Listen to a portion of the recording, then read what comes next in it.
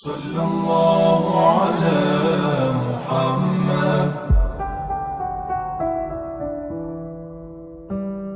اللہ تعالیٰ نے انسان کو یاد کرایا ہے کہ تو نے عبادت اپنے رب کی کرنی ہے، اور فرمایا رب تمہارا وہ ہے جس نے تمہارے لیے زمین کو فرش بنایا ہے، آسمان کو چھت بنایا ہے، اور آسمان سے پانی برسا کے تو زمین سے پھل اگائے ہیں، رزق لکم، وہ بھی تیرے کھانے کے لیے اگائے ہیں۔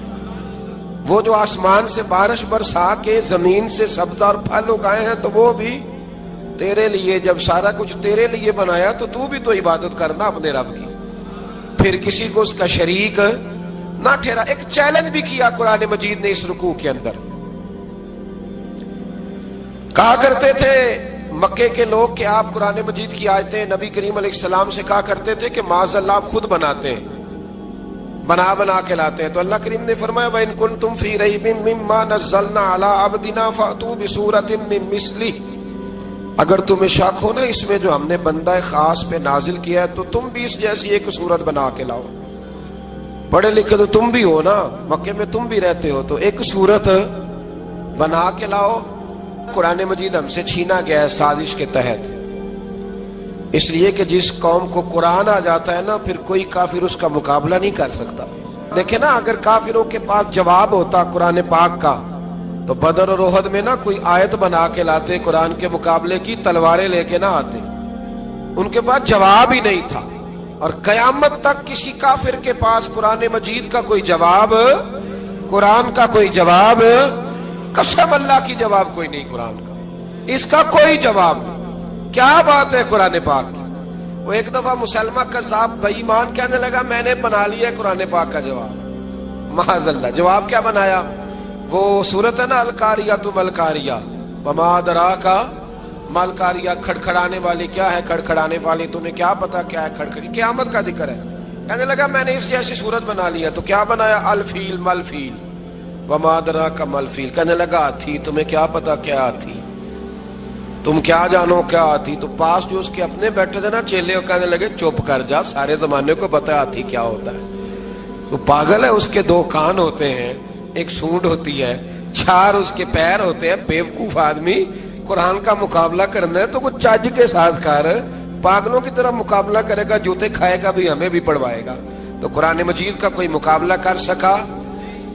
تو اس آیت مبارکہ میں اللہ نے کافروں کو یہ کہا اگر مقابلہ نہیں کر سکتے تو پھر اللہ سے ڈرو، ورنہ دوزخ میں ڈالے جاؤ گے، وہ جس کا ایندھن آدمی اور پتھر ہے، اور بنائی بھی کافروں کے لیے گئی ہے۔ اعدت للکافرین، جہنم کس کے لیے بنائی گئی ہے؟ کافروں اور منافقوں کے لیے۔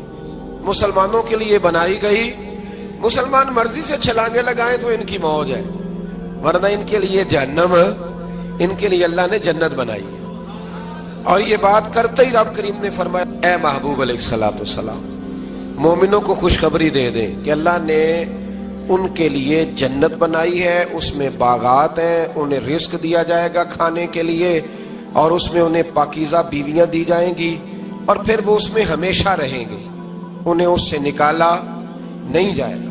آگے جو آیات کریمہ ہے نا اس کے اندر اللہ تبارک و تعالیٰ نے فرمایا ہے کہ اللہ حیا نہیں کرتا سمجھانے کے لیے، مچھر کی مثال بھی دینی پڑے۔ فرمایا قرآن سے کچھ لوگ ہدایت حاصل کرتے ہیں اور کچھ گمراہ ہو جاتے ہیں۔ جب لوگ اپنی مرضی کی تشریحات چاہتے ہیں تو گمراہ ہوتے ہیں، اور جب قرآن کو رسول اللہ صلی اللہ علیہ وسلم اور امت مسلمہ کی تشریحات کی روشنی میں سمجھتے ہیں تو پھر اللہ ہدایت عطا فرماتا ہے۔ پھر اللہ تبارک و تعالیٰ نے آگے ارشاد فرمایا حضرت آدم کی پیدائش کا واقعہ۔ مفسرین نے لکھا ہے اللہ نے مشورہ کیا تھا فرشتوں سے، وَإِذْ قَالَ رَبُّكَ لِلْمَلَائِكَةِ إِنِّي جَاعِلٌ فِي الْأَرْضِ خَلِيفَةً، لیکن کچھ مفسرین کہتے ہیں کہ اللہ کو ضرورت نہیں فرشتوں سے مشورہ کرنے کی، اللہ نے فرشتوں سے مشورہ نہیں کیا، بلکہ رب نے انہیں آگاہ فرمایا تھا کہ میں لگا ہوں زمین پہ اپنا نائب بنانے، میں خلافت دینے لگا ہوں زمین پہ۔ اب یہ تو دینے والی کی مرضی ہے نا اس نے کس کو دینی ہے، یہ تو دینے والے کی مرضی ہے نا اس نے۔ تو کچھ لوگ کہتے ہیں کہ دینے والے سے زیادہ ہمیں پتہ ہے، تو فرشتوں کو بھی یہ اجتہادی خطا ہو گئی، کہنے لگے یا اللہ اسے نہ بنانا، یہ فساد کرے گا، یہ خون ریزیاں کرے گا۔ تو اللہ نے فرمایا جو میں جانتا ہوں وہ تم، اللہ اکبر، امام راضی فرماتے جب رمضان آتا ہے تو اللہ فرشتوں سے کہتا ہے ذرا یہ کھول کے دروازے دیکھو نا یہ زمین پہ کیا کر رہے ہیں. تم تو کہتے تھے فساد کریں گے اور یہ سارے تراویحاں پڑھ رہے ہیں.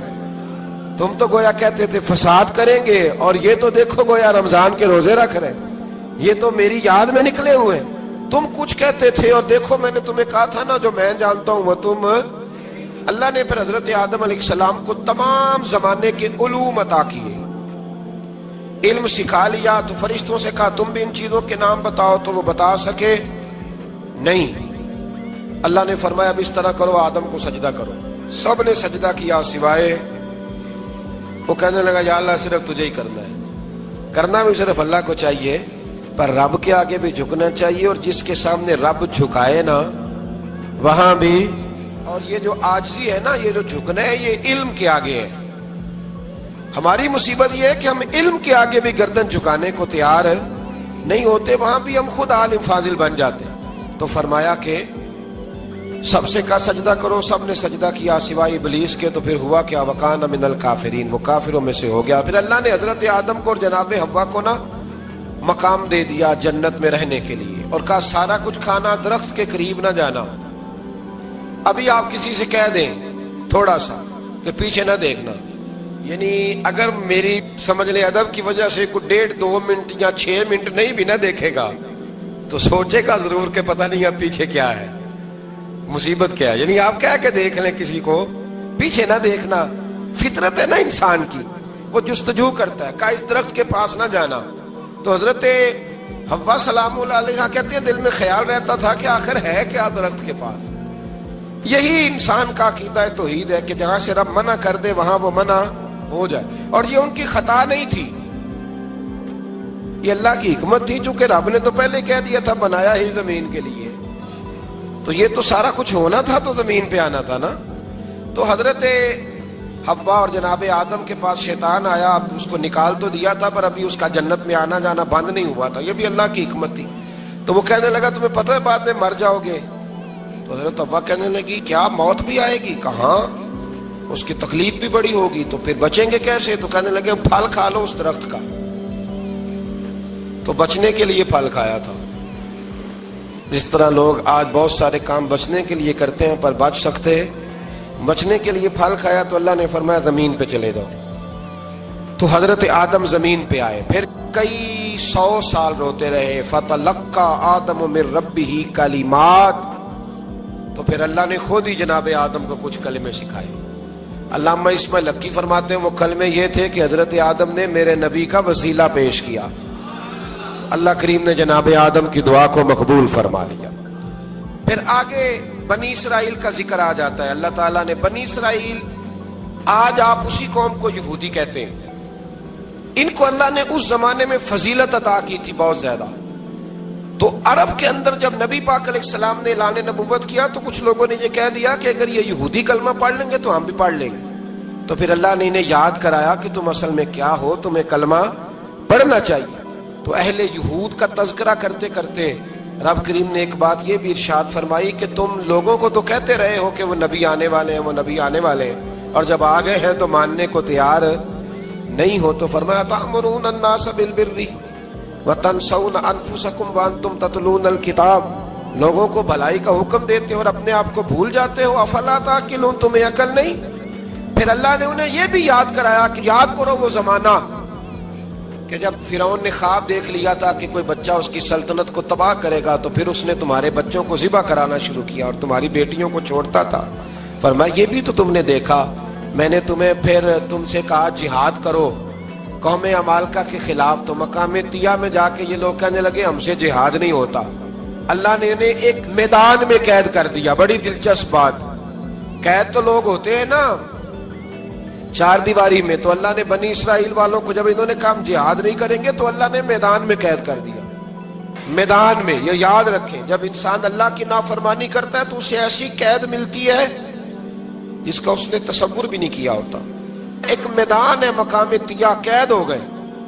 سارا دن سفر کرتے تھے, سارا دن. تو رات کو تھک کے سوتے تھے, صبح اٹھتے تھے نا جب, تو وہیں ہوتے تھے جہاں کل صبح چلے تھے. تو رب جب کسی کو قیدی بناتا ہے تو اسے زنجیروں کی سلاخوں کی ضرورت دعا فرمائے اللہ تبارک و تعالی غموں سے نجات عطا فرمائے. یہ دعا فرمائے. ایسی قید دیتا ہے کہ جس سے پھر چھٹکارا ہو سکتا. تو بنی اسرائیل کا بہت زیادہ تذکرہ اس بارے میں اللہ تبارک و تعالی نے پھر بیان کیا اور پھر کہا کہ انہیں جو حکم دیا جاتا تھا یہ اس کی سرتابی کرتے تھے. پھر اللہ نے ان پر ذلت نازل کر دی اور یہ ہمیشہ اس کا شکار رہیں. قوم سبت کا ذکر فرمایا اللہ نے. ہفتے والے دن کچھ لوگ نافرمانی کرتے. ہمارے بھی ہیلے بہانے ہیں نا آج کل کاروبار میں. تو اسی سپارے کی آیت نمبر 65 کے اندر اللہ تعالیٰ نے حضرت داؤد کی قوم کا ذکر کیا کہ اللہ نے انہیں حکم دیا تھا کہ ہفتے والے دن مچھلیاں نہیں پکڑنی. تو وہ کہتے تھے چلو ہاتھ لگا کے نہیں پکڑنی, ہاتھ لگا کے. وہ ہمارے لوگ ہیلے بہانے تلاش کر لیتے ہیں نا. وہ بڑے جناب انشورنس والا آ گیا, اب وہ بینک والا آ گیا, وہ فلانے صاحب آ گئے, وہ تروڑ مروڑ کے کہانیاں باتیں, اور پھر ہمیں بھی رستے مل جاتے ہیں بچنے کے. مفتی صاحب نے کہہ دیا تھا ایک مولانا سے میں نے ان کو کہا ہفتے والے دن مچھلیاں نہیں پکڑنی. کا نہیں پکڑتے, چھوٹے چھوٹے حوض بنا لیے. تو مچھلیاں زیادہ آتی تھی اس دن. یہ بھی اللہ کی قدرت تھی. نماز کے وقت گاہک زیادہ آتے ہیں, یہ اس کی قدرت ہوتی ہے.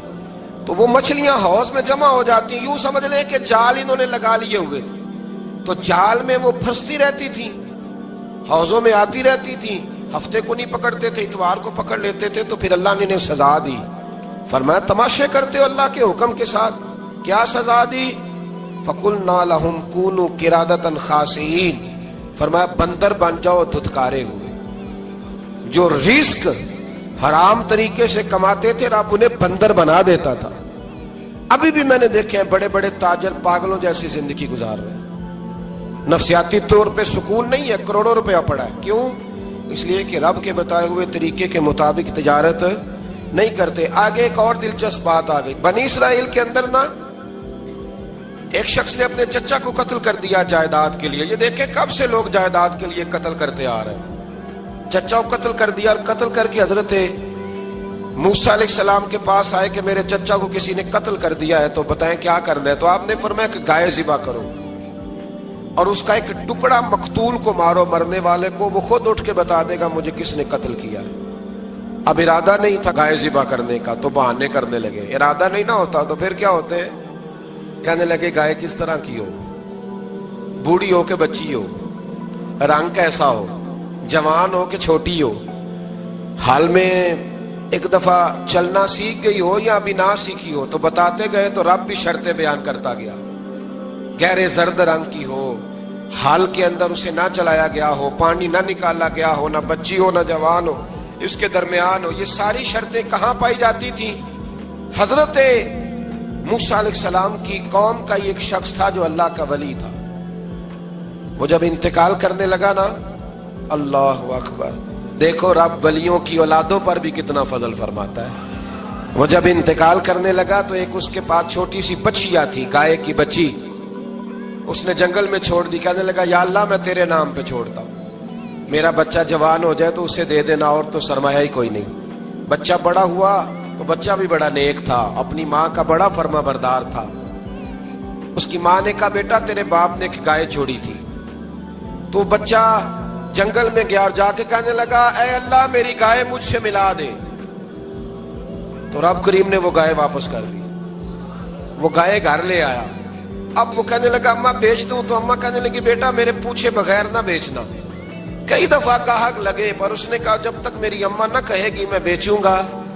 ادھر بنی اسرائیل والے شرطیں جتنی گائے کے بارے میں پوچھ چکے تھے وہ ساری اسی گائے میں پائی جاتی تھی. تو یہ ڈھونڈتے ڈھونڈتے وہاں پہنچ گئے. تو کہنے لگے گائے چاہیے. تو اس نے کہا بھی تمہاری مرضی سے نہیں, قیمت میری مرضی کی.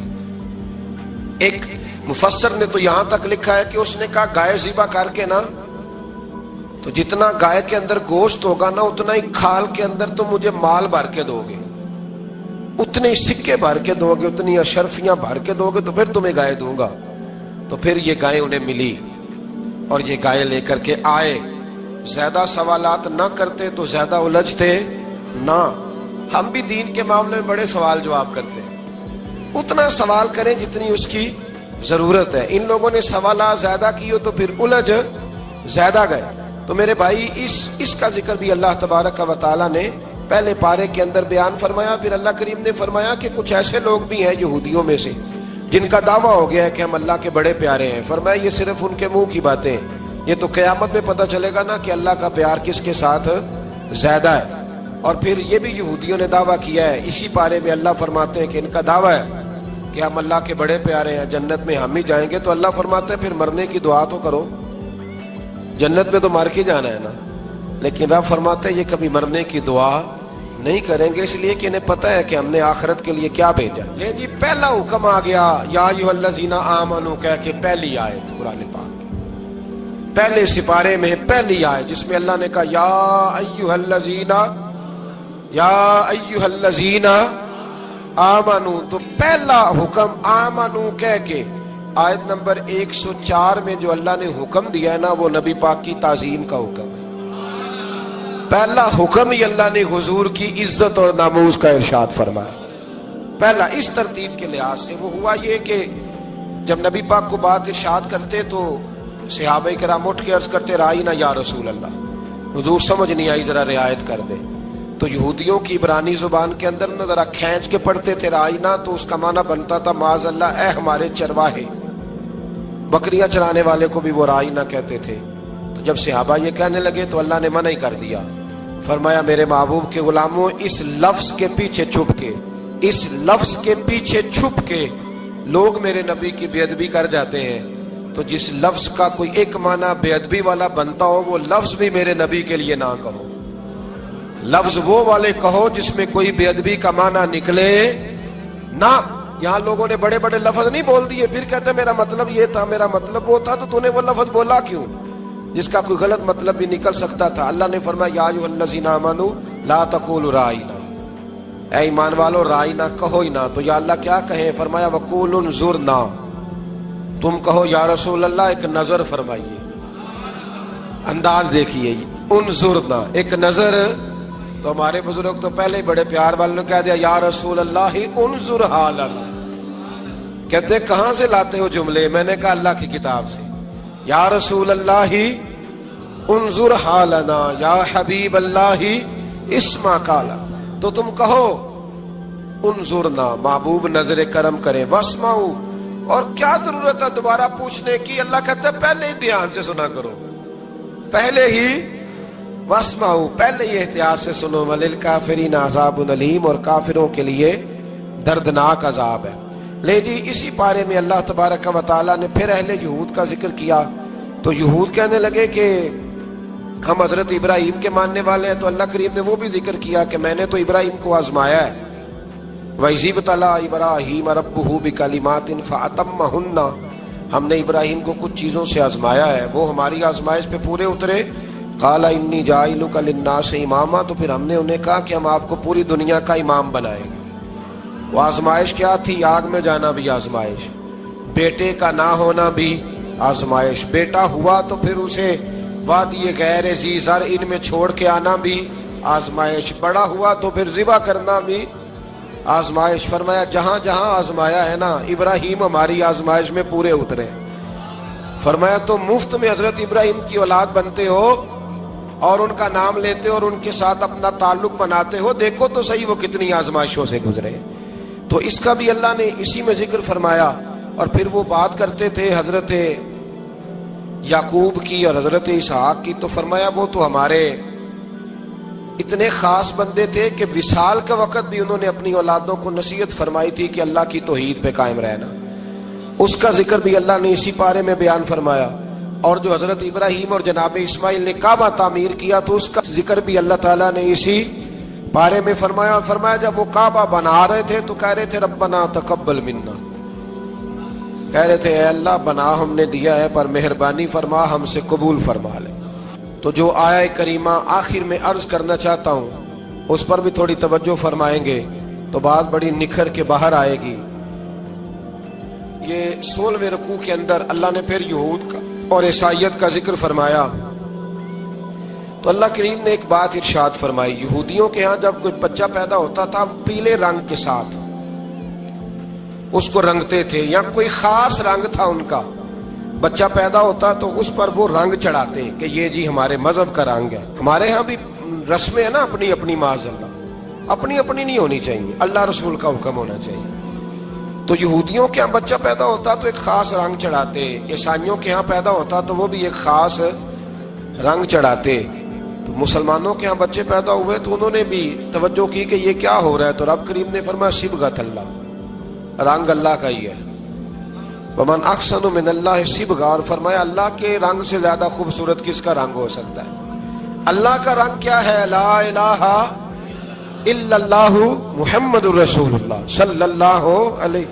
فرمایا نیلے پیلے کالے رنگ نہ چڑھاؤ، اپنے ذہن پر توحید و رسالت کا رنگ چڑھاؤ. یہ سب سے بہترین رنگ ہے. اگر تمہارے ذہنوں پر رب رسول کی توحید کا رنگ چڑھ گیا تو یہ وہ والا رنگ ہے، پھر تمہیں کسی اور رنگ کی طرف جانے کی ضرورت نہیں پڑے گی. تو فرمایا رنگ وہ پیدا کرو جو توحید کا ہے، رسالت کا ہے، اس رنگ کی توجہ کرو. قرآن مجید کے اس پارے میں اللہ کریم نے مختلف باتیں بیان کر کے آخری رکوع میں یہ جو رنگ کا ذکر فرمایا نا، تو یہ لگتا ہے پورے پارے کا خلاصہ ہے کہ رب کریم نے فرمایا اصل بات یہ ہے کہ تمہاری سوچوں پہ رب رسول کی توحید و رسالت کا رنگ ہونا چاہیے. ہر وقت بچہ پیدا ہو، کوئی دنیا سے جائے تو رنگ کس کا ہونا چاہیے؟ اللہ رسول کے دین کا. اللہ تعالی ہمیں سمجھنے کی توفیق عطا فرمائے. آخر دعوانا ان الحمدللہ.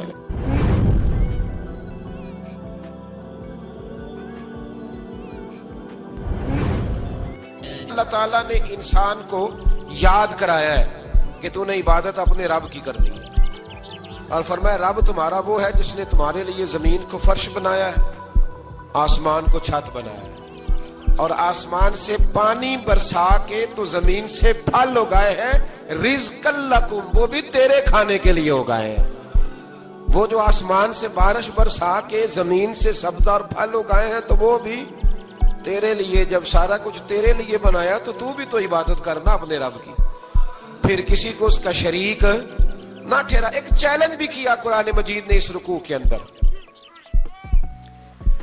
کہا کرتے تھے مکے کے لوگ کہ آپ قرآن مجید کی آیتیں نبی کریم علیہ السلام سے کہا کرتے تھے کہ معاذ اللہ آپ خود بناتے ہیں، بنا کے لاتے ہیں. تو اللہ کریم نے فرمایا وَإِن كُنتُمْ فِي رَيْبٍ مِّمَّا نَزَّلْنَا عَلَىٰ عَبْدِنَا فَأْتُوا بِسُورَةٍ مِّن مِّثْلِهِ، اگر تمہیں شک ہو نا اس میں جو ہم نے بندہ خاص پہ نازل کیا ہے تو تم بھی اس جیسی ایک صورت بنا کے لاؤ. پڑھے لکھے تو تم بھی ہو نا، مکے میں تم بھی رہتے ہو، تو ایک صورت بنا کے لاؤ. قرآن مجید ہم سے چھینا گیا ہے سازش کے تحت، اس لیے کہ جس قوم کو قرآن آ جاتا ہے نا پھر کوئی کافر اس کا مقابلہ نہیں کر سکتا. دیکھیں نا اگر کافروں کے پاس جواب ہوتا قرآن پاک کا تو بدر اور احد میں نا کوئی آیت بنا کے لاتے، قرآن کے مقابلے کی تلواریں لے کے نہ آتے. ان کے پاس جواب ہی نہیں تھا، اور قیامت تک کسی کافر کے پاس قرآن مجید کا کوئی جواب، قرآن کا کوئی جواب، قسم اللہ کی جواب کوئی نہیں قرآن کا، اس کا کوئی جواب نہیں. کیا بات ہے قرآن پاک. وہ ایک دفعہ مسلمہ کذاب بے ایمان کہنے لگا میں نے بنا لیا ہے قرآن پاک کا جواب. معاذ اللہ. جواب کیا بنایا؟ وہ صورت ہے نا القاریۃ ملقاریہ، وما ادراک ملقاریہ، کھڑکھڑانے والی. کیا ہے کھڑکھڑانے والی؟ تمہیں کیا پتا کیا ہے کھڑکھڑی؟ قیامت کا ذکر ہے. کہنے لگا میں نے اس کی ایسی صورت بنا لیا. تو کیا بنایا؟ الفیل ملفیل، وما ادراک ملفیل. کہنے لگا ہاتھی، تمہیں کیا پتا کیا ہاتھی، تم کیا جانو کیا ہاتھی. تو پاس جو اس کے اپنے بیٹھے تھے نا چیلے، وہ کہنے لگے چپ کر جا، سارے زمانے کو پتا ہے ہاتھی کیا ہوتا ہے. تو پاگل ہے، اس کے دو کان ہوتے ہیں، ایک سونڈ ہوتی ہے، چار اس کے پیر ہوتے ہیں. بیوقوف آدمی قرآن کا مقابلہ کرنا ہے تو کچھ چج کے ساتھ کر، پاگلوں کی طرح مقابلہ کرے گا، جوتے کھائے گا بھی، ہمیں بھی پڑھوائے گا. تو قرآن مجید کا کوئی مقابلہ کر سکا؟ تو اس آیہ مبارکہ میں اللہ نے کافروں کو یہ کہا اگر مقابلہ نہیں کر سکتے تو پھر اللہ سے ڈرو، ورنہ دوزخ میں ڈالے جاؤ گے. وہ جس کا ایندھن آدمی اور پتھر ہے، اور بنائی بھی کافروں کے لیے گئی ہے. اعدت للکافرین، جہنم کس کے لیے بنائی گئی ہے؟ کافروں اور منافقوں کے لیے. مسلمانوں کے لیے بنائی گئی. مسلمان مرضی سے چھلانگے لگائیں تو ان کی موج ہے، ورنہ ان کے لیے جہنم، ان کے لیے اللہ نے جنت بنائی. اور یہ بات کرتے ہی رب کریم نے فرمایا اے محبوب علیہ الصلوۃ والسلام مومنوں کو خوشخبری دے دیں کہ اللہ نے ان کے لیے جنت بنائی ہے، اس میں باغات ہیں، انہیں رزق دیا جائے گا کھانے کے لیے، اور اس میں انہیں پاکیزہ بیویاں دی جائیں گی، اور پھر وہ اس میں ہمیشہ رہیں گے، انہیں اس سے نکالا نہیں جائے گا۔ آگے جو آیات کریمہ ہے نا، اس کے اندر اللہ تبارک و تعالیٰ نے فرمایا ہے کہ اللہ حیا نہیں کرتا سمجھانے کے لیے مچھر کی مثال بھی دینی پڑے۔ فرمایا قرآن سے کچھ لوگ ہدایت حاصل کرتے ہیں اور کچھ گمراہ ہو جاتے ہیں۔ جب لوگ اپنی مرضی کی تشریحات چاہتے ہیں تو گمراہ ہوتے ہیں، اور جب قرآن کو رسول اللہ صلی اللہ علیہ وسلم اور امت مسلمہ کی تشریحات کی روشنی میں سمجھتے ہیں تو پھر اللہ ہدایت عطا فرماتا ہے۔ پھر اللہ تبارک و تعالیٰ نے آگے ارشاد فرمایا حضرت آدم کی پیدائش کا واقعہ۔ مفسرین نے لکھا اللہ نے مشورہ کیا تھا فرشتوں سے، وَإِذْ قَالَ رَبُّكَ لِلْمَلَائِكَةِ إِنِّي جَاعِلٌ فِي الْأَرْضِ خَلِيفَةً، لیکن کچھ مفسرین کہتے ہیں کہ اللہ کو ضرورت نہیں فرشتوں سے مشورہ کرنے کی، اللہ نے فرشتوں سے مشورہ نہیں کیا، بلکہ رب نے انہیں آگاہ فرمایا تھا کہ میں لگا ہوں زمین پہ اپنا نائب بنانے، میں خلافت دینے لگا ہوں زمین پہ۔ اب یہ تو دینے والی کی مرضی ہے نا، اس نے کس کو دینی ہے، یہ تو دینے والے کی مرضی ہے نا اس نے۔ تو کچھ لوگ کہتے ہیں کہ دینے والے سے زیادہ ہمیں پتہ ہے، تو فرشتوں کو بھی یہ اجتہادی خطا ہو گئی، کہنے لگے یا اللہ اسے نہ بنانا، یہ فساد کرے گا، یہ خون ریزیاں کرے گا۔ تو اللہ نے فرمایا جو میں جانتا ہوں وہ تم، اللہ اکبر۔ امام راضی فرماتے جب رمضان آتا ہے تو اللہ فرشتوں سے کہتا ہے ذرا یہ کھول کے دروازے دیکھو نا، یہ زمین پہ کیا کر رہے ہیں، تم تو کہتے تھے فساد کریں گے اور یہ سارے تراویحاں پڑھ رہے ہیں، تم تو گویا کہتے تھے فساد کریں گے اور یہ تو دیکھو گویا رمضان کے روزے رکھ رہے ہیں، یہ تو میری یاد میں نکلے ہوئے ہیں، تم کچھ کہتے تھے اور دیکھو میں نے تمہیں کہا تھا نا جو میں جانتا ہوں وہ تم۔ اللہ نے پھر حضرت آدم علیہ السلام کو تمام زمانے کے علوم عطا کیے، علم سکھا لیا، تو فرشتوں سے کہا تم بھی ان چیزوں کے نام بتاؤ، تو وہ بتا سکے نہیں۔ اللہ نے فرمایا اب اس طرح کرو آدم کو سجدہ کرو، سب نے سجدہ کیا سوائے، وہ کہنے لگا یا اللہ صرف تجھے ہی کرنا ہے، کرنا بھی صرف اللہ کو چاہیے، پر رب کے آگے بھی جھکنا چاہیے، اور جس کے سامنے رب جھکائے نا وہاں بھی۔ اور یہ جو عاجزی ہے نا، یہ جو جھکنا ہے، یہ علم کے آگے ہے۔ ہماری مصیبت یہ ہے کہ ہم علم کے آگے بھی گردن جھکانے کو تیار نہیں ہوتے، وہاں بھی ہم خود عالم فاضل بن جاتے ہیں۔ تو فرمایا کہ سب سے کہا سجدہ کرو، سب نے سجدہ کیا سوائے ابلیس کے، تو پھر ہوا کیا وکان من الکافرین، وہ کافروں میں سے ہو گیا۔ پھر اللہ نے حضرت آدم کو اور جناب حوا کو نا مقام دے دیا جنت میں رہنے کے لیے، اور کہا سارا کچھ کھانا، درخت کے قریب نہ جانا۔ ابھی آپ کسی سے کہہ دیں تھوڑا سا کہ پیچھے نہ دیکھنا، یعنی اگر میری سمجھ لیں ادب کی وجہ سے کوئی 1.5-2 منٹ یا 6 منٹ نہیں بھی نہ دیکھے گا تو سوچے گا ضرور کہ پتہ نہیں اب پیچھے کیا ہے، مصیبت کیا ہے۔ یعنی آپ کہہ کے دیکھ لیں کسی کو، پیچھے نہ دیکھنا، فطرت ہے نا انسان کی، وہ جستجو کرتا ہے، کہا اس درخت کے پاس نہ جانا۔ تو حضرت حوا سلام اللہ علیہ کہتے ہیں دل میں خیال رہتا تھا کہ آخر ہے کیا درخت کے پاس۔ یہی انسان کا عقیدہ توحید ہے کہ جہاں سے رب منع کر دے وہاں وہ منع ہو جائے، اور یہ ان کی خطا نہیں تھی، یہ اللہ کی حکمت تھی، چونکہ رب نے تو پہلے کہہ دیا تھا بنایا ہی زمین کے لیے، تو یہ تو سارا کچھ ہونا تھا تو زمین پہ آنا تھا نا۔ تو حضرت حوا اور جناب آدم کے پاس شیطان آیا، اب اس کو نکال تو دیا تھا پر ابھی اس کا جنت میں آنا جانا بند نہیں ہوا تھا، یہ بھی اللہ کی حکمت تھی۔ تو وہ کہنے لگا تمہیں پتہ ہے بعد میں مر جاؤ گے؟ تو حضرت حوا کہنے لگی کیا موت بھی آئے گی؟ کہاں، اس کی تکلیف بھی بڑی ہوگی، تو پھر بچیں گے کیسے؟ تو کہنے لگے پھل کھا لو اس درخت کا، تو بچنے کے لیے پھل کھایا تھا۔ جس طرح لوگ آج بہت سارے کام بچنے کے لیے کرتے ہیں پر بچ سکتے ہیں، بچنے کے لیے پھل کھایا، تو اللہ نے فرمایا زمین پہ چلے جاؤ۔ تو حضرت آدم زمین پہ آئے، پھر کئی 100 سال روتے رہے، فَتَلَقَّى آدَمُ مِن رَبِّهِ کَلِمَاتٍ، تو پھر اللہ نے خود ہی جناب آدم کو کچھ کلمے سکھائے۔ علامہ اسماعیل لکی فرماتے ہیں وہ کلمے یہ تھے کہ حضرت آدم نے میرے نبی کا وسیلہ پیش کیا، اللہ کریم نے جناب آدم کی دعا کو مقبول فرما لیا۔ پھر آگے بنی اسرائیل کا ذکر آ جاتا ہے، اللہ تعالیٰ نے بنی اسرائیل، آج آپ اسی قوم کو یہودی کہتے ہیں، ان کو اللہ نے اس زمانے میں فضیلت عطا کی تھی بہت زیادہ۔ تو عرب کے اندر جب نبی پاک علیہ السلام نے اعلان نبوت کیا تو کچھ لوگوں نے یہ کہہ دیا کہ اگر یہ یہودی کلمہ پڑھ لیں گے تو ہم بھی پڑھ لیں گے. تو پھر اللہ نے انہیں یاد کرایا کہ تم اصل میں کیا ہو, تمہیں کلمہ پڑھنا چاہیے. تو اہل یہود کا تذکرہ کرتے کرتے رب کریم نے ایک بات یہ بھی ارشاد فرمائی کہ تم لوگوں کو تو کہتے رہے ہو کہ وہ نبی آنے والے ہیں, وہ نبی آنے والے ہیں, اور جب آ گئے ہیں تو ماننے کو تیار نہیں ہو. تو فرمایا تأمرون الناس بالبر وتنسون انفسکم وانتم تتلون الکتاب, لوگوں کو بھلائی کا حکم دیتے ہو اور اپنے آپ کو بھول جاتے ہو. افلا تعقلون, تمہیں عقل نہیں؟ پھر اللہ نے انہیں یہ بھی یاد کرایا کہ یاد کرو وہ زمانہ کہ جب فرعون نے خواب دیکھ لیا تھا کہ کوئی بچہ اس کی سلطنت کو تباہ کرے گا, تو پھر اس نے تمہارے بچوں کو ذبح کرانا شروع کیا اور تمہاری بیٹیوں کو چھوڑتا تھا. فرمایا یہ بھی تو تم نے دیکھا, میں نے تمہیں پھر تم سے کہا جہاد کرو قوم عمالقہ کے خلاف, تو مقام طیہ میں جا کے یہ لوگ کہنے لگے ہم سے جہاد نہیں ہوتا. اللہ نے انہیں ایک میدان میں قید کر دیا. بڑی دلچسپ بات, قید تو لوگ ہوتے ہیں نا چار دیواری میں, تو اللہ نے بنی اسرائیل والوں کو جب انہوں نے کہا ہم جہاد نہیں کریں گے تو اللہ نے میدان میں قید کر دیا. میدان میں, یہ یاد رکھیں, جب انسان اللہ کی نافرمانی کرتا ہے تو اسے ایسی قید ملتی ہے جس کا اس نے تصور بھی نہیں کیا ہوتا. ایک میدان ہے مقام طیہ, قید ہو گئے.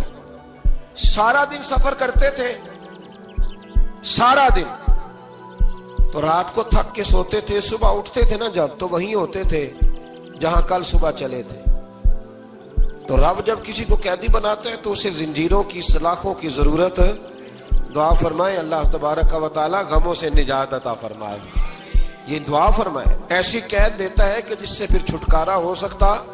تو بنی اسرائیل کا بہت زیادہ تذکرہ اس بارے میں اللہ تبارک و تعالی نے پھر بیان کیا, اور پھر کہا کہ انہیں جو حکم دیا جاتا تھا یہ اس کی سرتابی کرتے تھے. پھر اللہ نے ان پر ذلت نازل کر دی اور یہ ہمیشہ اس کا شکار رہے.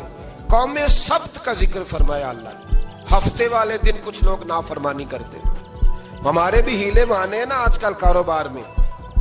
تو اسی سپارے کی آیت نمبر 65 کے اندر اللہ تعالیٰ نے حضرت داؤد کی قوم کا ذکر کیا کہ اللہ نے انہیں حکم دیا تھا کہ ہفتے والے دن مچھلیاں نہیں پکڑنی. تو وہ کہتے تھے چلو ہاتھ لگا کے نہیں پکڑنی, ہاتھ لگا کے. وہ ہمارے لوگ ہیلے بہانے تلاش کر لیتے ہیں نا, وہ بڑے جناب انشورنس والا آ گیا, اب وہ بینک والا آ گیا, وہ فلانے صاحب آ گئے, وہ تروڑ مروڑ کے کہانیاں باتیں, اور پھر ہمیں بھی رستے مل جاتے ہیں بچنے کے. مفتی صاحب نے کہہ دیا تھا, ایک مولانا سے میں نے ان کو کہا ہفتے والے دن مچھلیاں نہیں پکڑنے کا, نہیں پکڑتے, چھوٹے چھوٹے حوض بنا لیے. تو مچھلیاں زیادہ آتی تھی اس دن, یہ بھی اللہ کی قدرت تھی. نماز کے وقت گاہک زیادہ آتے ہیں, یہ اس کی قدرت ہوتی ہے. تو وہ مچھلیاں حوض میں جمع ہو جاتی ہیں. یوں سمجھ لیں کہ جال انہوں نے لگا لیے ہوئے تھے, تو جال میں وہ پھنستی رہتی تھی, حوضوں میں آتی رہتی تھی. ہفتے کو نہیں پکڑتے تھے, اتوار کو پکڑ لیتے تھے. تو پھر اللہ نے انہیں سزا دی. فرمایا تماشے کرتے ہو اللہ کے حکم کے ساتھ. کیا سزا دی؟ فَقُلْنَا لَهُمْ كُونُوا قِرَادَةً خَاسِئِينَ, فرمایا بندر بن جاؤ دھتکارے ہوئے. جو رزق حرام طریقے سے کماتے تھے رب انہیں بندر بنا دیتا تھا. ابھی بھی میں نے دیکھے ہیں بڑے بڑے تاجر پاگلوں جیسی زندگی گزار رہے ہیں. نفسیاتی طور پہ سکون نہیں ہے, کروڑوں روپیہ پڑا ہے. کیوں؟ اس لیے کہ رب کے بتائے ہوئے طریقے کے مطابق تجارت نہیں کرتے. آگے ایک اور دلچسپ بات آ گئی. بنی اسرائیل کے اندر نا ایک شخص نے اپنے چچا کو قتل کر دیا جائیداد کے لیے. یہ دیکھیں کب سے لوگ جائیداد کے لیے قتل کرتے آ رہے ہیں. چچا کو قتل کر دیا, اور قتل کر کے حضرت موسیٰ علیہ السلام کے پاس آئے کہ میرے چچا کو کسی نے قتل کر دیا ہے, تو بتائیں کیا کرنا ہے. تو آپ نے فرمایا کہ گائے ذبح کرو, اور اس کا ایک ٹکڑا مقتول کو مارو, مرنے والے کو. وہ خود اٹھ کے بتا دے گا مجھے کس نے قتل کیا. اب ارادہ نہیں تھا گائے ذبح کرنے کا, تو بہانے کرنے لگے. ارادہ نہیں نہ ہوتا تو پھر کیا ہوتے ہیں, کہنے لگے گائے کس طرح کی ہو, بوڑھی ہو کہ بچی ہو, رنگ کیسا ہو, جوان ہو کہ چھوٹی ہو, حال میں ایک دفعہ چلنا سیکھ گئی ہو یا ابھی نہ سیکھی ہو. تو بتاتے گئے تو رب بھی شرطیں بیان کرتا گیا. گہرے زرد رنگ کی ہو, حال کے اندر اسے نہ چلایا گیا ہو, پانی نہ نکالا گیا ہو, نہ بچی ہو نہ جوان ہو, اس کے درمیان ہو. یہ ساری شرطیں کہاں پائی جاتی تھی؟ حضرت موسیٰ علیہ السلام کی قوم کا ایک شخص تھا جو اللہ کا ولی تھا. وہ جب انتقال کرنے لگا نا, اللہ اکبر, دیکھو رب ولیوں کی اولادوں پر بھی کتنا فضل فرماتا ہے. وہ جب انتقال کرنے لگا تو ایک اس کے پاس چھوٹی سی بچیا تھی، گائے کی بچی، اس نے جنگل میں چھوڑ دی. کہنے لگا یا اللہ میں تیرے نام پہ چھوڑتا ہوں، میرا بچہ جوان ہو جائے تو اسے دے دینا، اور تو سرمایہ ہی کوئی نہیں. بچہ بڑا ہوا تو بچہ بھی بڑا نیک تھا، اپنی ماں کا بڑا فرما بردار تھا. اس کی ماں نے کہا بیٹا تیرے باپ نے ایک گائے چھوڑی تھی. تو بچہ جنگل میں گیا اور جا کے کہنے لگا اے اللہ میری گائے مجھ سے ملا دے. تو رب کریم نے وہ گائے واپس کر دی. وہ گائے گھر لے آیا. اب وہ کہنے لگا اماں بیچ دوں، تو اماں کہنے لگی بیٹا میرے پوچھے بغیر نہ بیچنا. کئی دفعہ گاہک لگے پر اس نے کہا جب تک میری اماں نہ کہے گی میں بیچوں گا. ادھر بنی اسرائیل والے شرطیں جتنی گائے کے بارے میں پوچھ چکے تھے وہ ساری اسی گائے میں پائی جاتی تھی. تو یہ ڈھونڈتے ڈھونڈتے وہاں پہنچ گئے تو کہنے لگے گائے چاہیے. تو اس نے کہا بھی تمہاری مرضی سے نہیں، قیمت میری مرضی کی. ایک مفسر نے تو یہاں تک لکھا ہے کہ اس نے کہا گائے ذبح کر کے نا تو جتنا گائے کے اندر گوشت ہوگا نا اتنا ہی کھال کے اندر تم مجھے مال بھر کے دو گے، اتنے ہی سکے بھر کے دو گے، اتنی اشرفیاں بھر کے دو گے تو پھر تمہیں گائے دوں گا. تو پھر یہ گائے انہیں ملی اور یہ گائے لے کر کے آئے. زیادہ سوالات نہ کرتے تو زیادہ الجھتے نہ. ہم بھی دین کے معاملے میں بڑے سوال جواب کرتے ہیں، اتنا سوال کریں جتنی اس کی ضرورت ہے. ان لوگوں نے سوالات زیادہ کیے تو پھر الجھ زیادہ گئے. تو میرے بھائی اس کا ذکر بھی اللہ تبارک و تعالیٰ نے پہلے پارے کے اندر بیان فرمایا. پھر اللہ کریم نے فرمایا کہ کچھ ایسے لوگ بھی ہیں یہودیوں میں سے جن کا دعویٰ ہو گیا ہے کہ ہم اللہ کے بڑے پیارے ہیں. فرمایا یہ صرف ان کے منہ کی باتیں ہیں، یہ تو قیامت میں پتہ چلے گا نا کہ اللہ کا پیار کس کے ساتھ زیادہ ہے. اور پھر یہ بھی یہودیوں نے دعویٰ کیا ہے. اسی پارے میں اللہ فرماتے ہیں کہ ان کا دعویٰ ہے کہ ہم اللہ کے بڑے پیارے ہیں، جنت میں ہم ہی جائیں گے. تو اللہ فرماتا ہے پھر مرنے کی دعا تو کرو، جنت میں تو مر کے جانا ہے نا. لیکن رب فرماتے ہیں یہ کبھی مرنے کی دعا نہیں کریں گے، اس لیے کہ انہیں پتہ ہے کہ ہم نے آخرت کے لیے کیا بھیجا. لیکن جی پہلا حکم آ گیا یا ایھا الذین آمنوا کہہ کے پہلی آیت قرآن پاک کی پہلے سپارے میں پہلی آیت جس میں اللہ نے کہا یا ایھا الذین آمنوا. تو پہلا حکم آمنوا کہہ کے آیت نمبر 104 میں جو اللہ نے حکم دیا ہے نا وہ نبی پاک کی تعظیم کا حکم ہے. پہلا حکم ہی اللہ نے حضور کی عزت اور ناموس کا ارشاد فرمایا.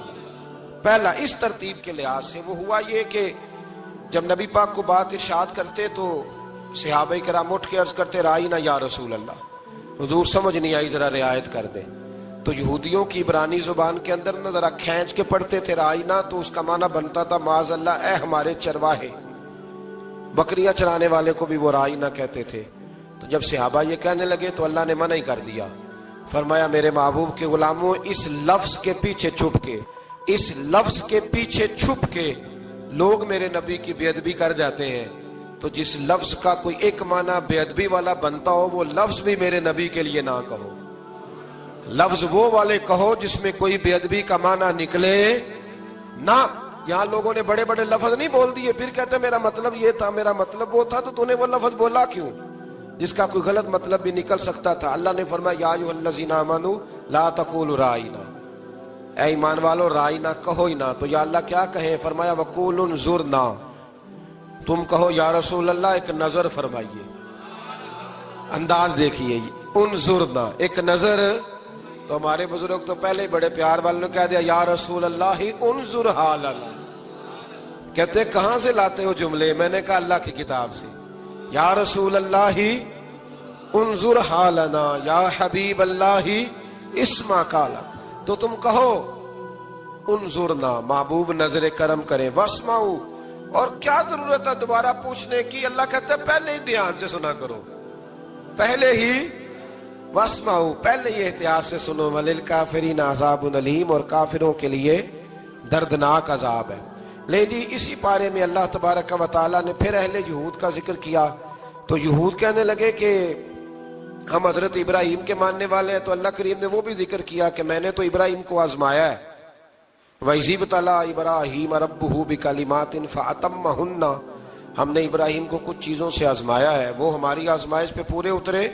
قال انی جاعلک للناس اماما، تو پھر ہم نے انہیں کہا کہ ہم آپ کو پوری دنیا کا امام بنائیں گے۔ وہ آزمائش کیا تھی؟ آگ میں جانا بھی آزمائش، بیٹے کا نہ ہونا بھی آزمائش۔